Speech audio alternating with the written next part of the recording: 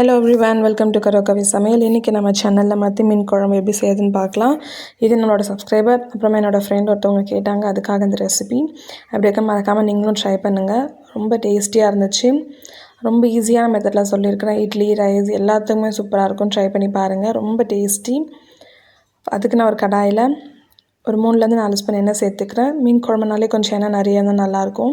இப்போ எண்ணெய் நல்லா காய்ச்சதும் வெந்தயம் சேர்த்துக்கிறேன். எண்ணெய் ரொம்ப காய்ஞ்சிச்சுன்னா வெந்தயம் சேர்த்திங்கன்னா கரிஞ்சிரும், கசப்பு தன்மை வரும். அதனால் அதை மட்டும் பார்த்துக்கோங்க.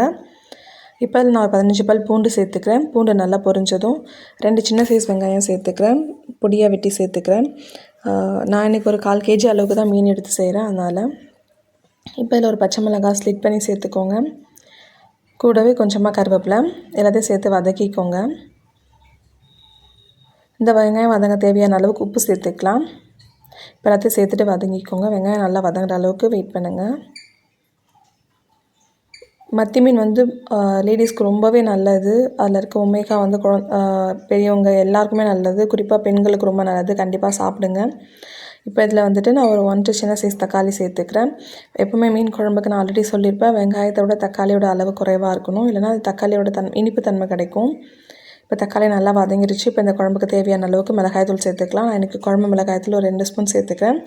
குழம்பு மிளகாய்த்தூள் இல்லாதவங்க மஞ்சள் தூள், மிளகாய்த்தூள், தனியாத்தூள்.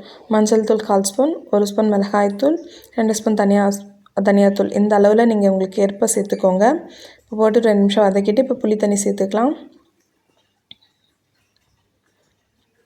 இப்போ தண்ணி அளவு எவ்வளோ வேணுமோ அட்ஜஸ்ட் பண்ணிக்கோங்க. ரொம்ப தண்ணி ஊற்றிடாதீங்க. மீன் குழம்பு கொஞ்சம் திக்காக இருந்தால் நல்லாயிருக்கும். மூடி போட்டு விடலாம், கொஞ்சம் நேரம் கொதிக்கட்டும். பாருங்கள், இப்போ நல்லா கொதிச்சிருச்சு. இப்போ இந்த சமயத்தில் நம்ம மீன் சேர்த்துக்கலாம். நான் கழுவி எடுத்து வச்சுருக்க மத்தி மீன் சேர்த்துக்கிறேன்.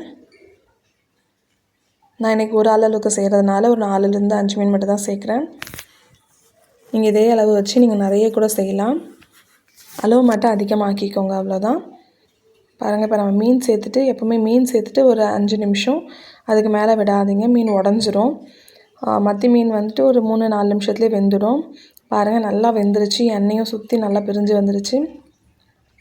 நான் இன்றைக்கி நெய் மத்தி மீன் செஞ்சுருக்கேன். நிறைய மத்தி வெரைட்டிஸ் இருக்குது, நீங்கள் அதுலேயும் ட்ரை பண்ணுங்கள். எல்லா மீனும் இதே மாதிரி ட்ரை பண்ணி பாருங்கள். அவ்வளோதான் ஃப்ரெண்ட்ஸ், சூப்பரான மத்தி மீன் குழம்பு ரெடி ஆயிடுச்சு.